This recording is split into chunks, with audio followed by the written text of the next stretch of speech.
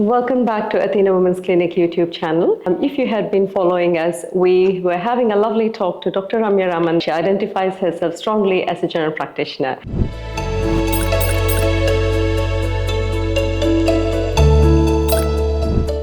So we'll start off with the most interesting incident that has happened that she wants to share. Sure. I was just saying that, when we talk about wholesome patient care and longitudinal care, in real terms, what that means is imagine if you've got a patient who's about 55 years of age, comes in with palpitations, so like, a racing heartbeat. Now, we can go down the pathway of thinking this could be a cardiac problem, it could be some sort of breathing or respiratory problem, it could be maybe an endocrine or a thyroid issue. There's multiple differentials that a medical student would consider. Yes. But the insight that, if we know the patient and the family, and I have seen that patient, about 6 weeks ago, and I know that they had been through an immense amount of stress at work and had a family crisis and had presented to me with palpitations. There's another component that comes into that picture, which is potentially severe anxiety. Yes. An extent of a sort of an acute situational crisis. Yes. Which is a very difficult diagnosis for an emergency physician to come to. Absolutely. When they've just seen that patient for palpitations and just seeing them for that period of time. Yes. The reality is they may be able to rule out the cardiac causes, the respiratory causes, the thyroid issues potentially, but then the patient still goes home with no diagnosis. I agree with you. And a management plan. Yes. And it's at that point when they come back to the GP and go, what's actually going on? Yes. And the contextual basis at which they present. Yes. And what we know in terms of the knowledge of seeing them, their family potentially, paves the pathway for us to reach a point of diagnosis and actually enable some management and change for them. Yes. So I think that probably forms the crux of this biopsychosocial model. Absolutely. In a reality sense. Yes. Yeah. And I'm sure like me, you would also encounter them more so in pregnant women, there's absolutely how many times we've suspected pulmonary embolism. Yep. And basically it's just not being able to cope. Yes. Or low iron even. Yep. Sometimes just something simple, something basic. Yes. We're not saying that they don't happen. Correct. But we're just saying that it's looking at the whole picture. Yes, correct. Which is easy for us as general practitioners. No, not easy, but I think that's what we are trained to do, I say. We have the capacity to do it, and I think we're in a position to be able to do it as well. So in general practice, is there any particular areas of interest, or do you gravitate towards one over the other? Yeah.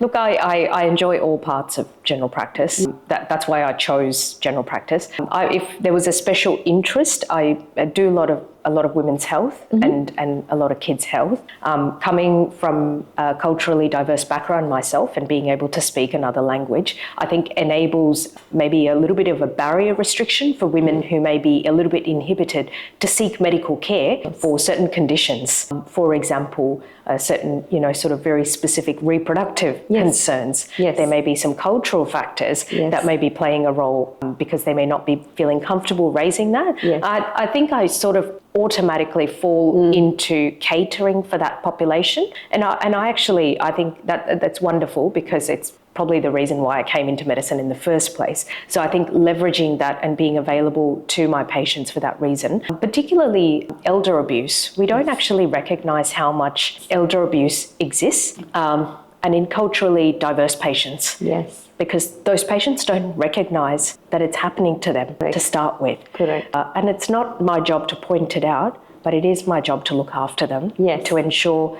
their physical and mental health is good, even though they may be financially restrained. Correct. So I think there's several factors that probably draws me towards that. Yes.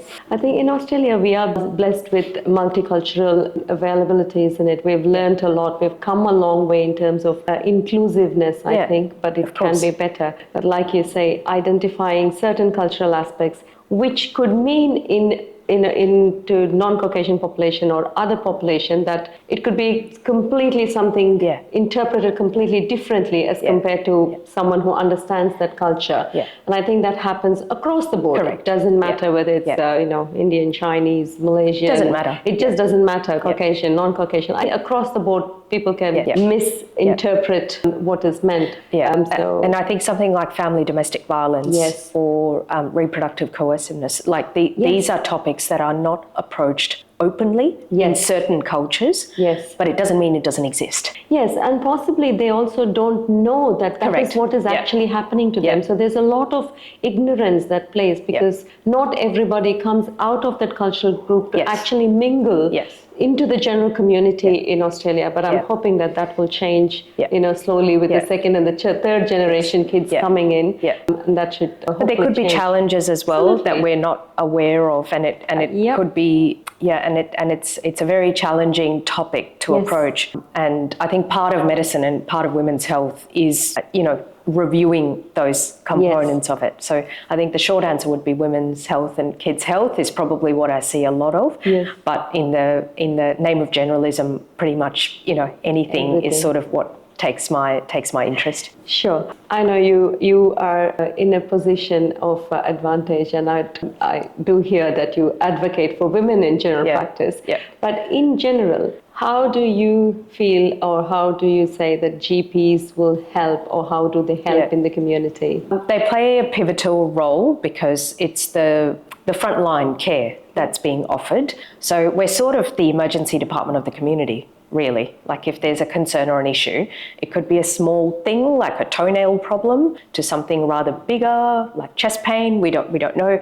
Usually the first point of contact is with a general practitioner, unless it's very severe and acute and you're needing to go to the emergency department. But I think part of what I've sort of already answered with the wholeness of care and longitudinal care and having the availability to see the patient for acute incidents. And I see several kids at my clinic when they've finished school, they've had a bit of a bump at home and they're rushed into the GP clinic. They don't have an appointment. We still see them and fit them in because that's part of the medical care that is offered within that community. And I think being that first port of call is actually a strength to the health system here.